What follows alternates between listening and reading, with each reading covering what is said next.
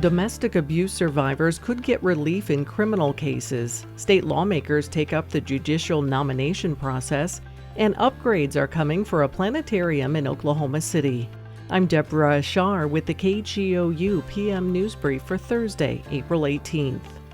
A domestic violence-related bill 2 years in the making is headed to the governor's desk for consideration.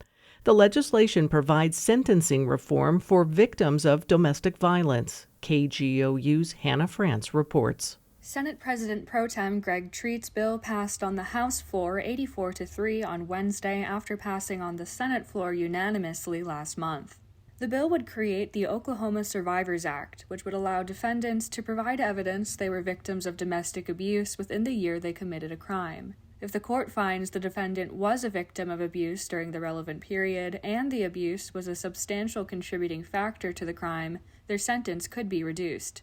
The bill revives proposed legislation from last year, which was passed unanimously by the House but ultimately lost momentum in the Senate after language allowing for the sentencing reform to be applied retroactively was removed. It now goes to Governor Kevin Stitt's desk for signature. I'm Hannah France. Lawmakers in the Oklahoma House are preserving the process for selecting state-level justices, at least for now.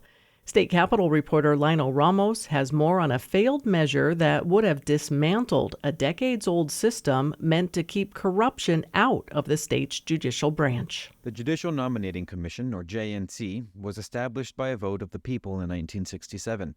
It was in response to a scandal that revealed multiple justices on Oklahoma Supreme Court were taking bribes. Representative Mark Lepak is the House sponsor of Senate Joint Resolution 34, a measure to dismantle the JNC and replace it with a legislative confirmation process that more closely resembles the federal government's.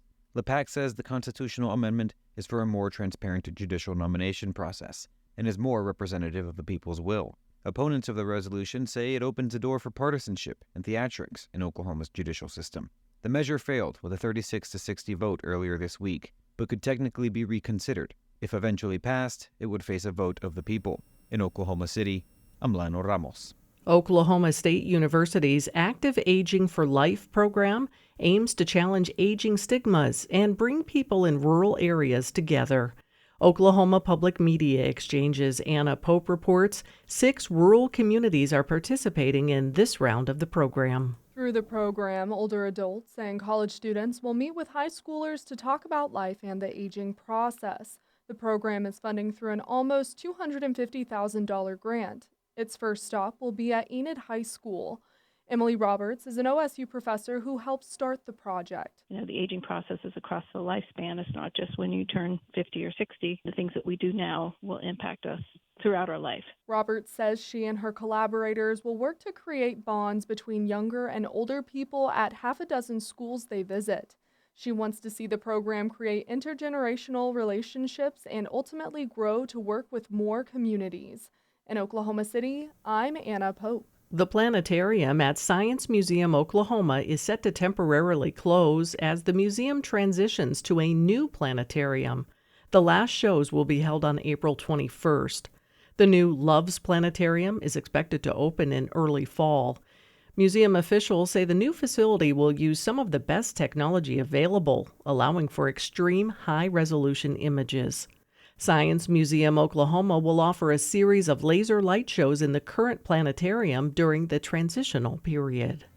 You can find more Oklahoma news on our website, kgou.org, and on the KGOU AM NewsBrief podcast.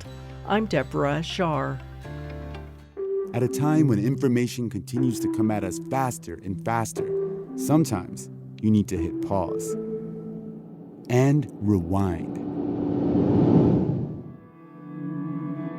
NPR's Throughline takes you back in time to the source of the news stories filling your feed. Find NPR's Throughline wherever you get your podcasts.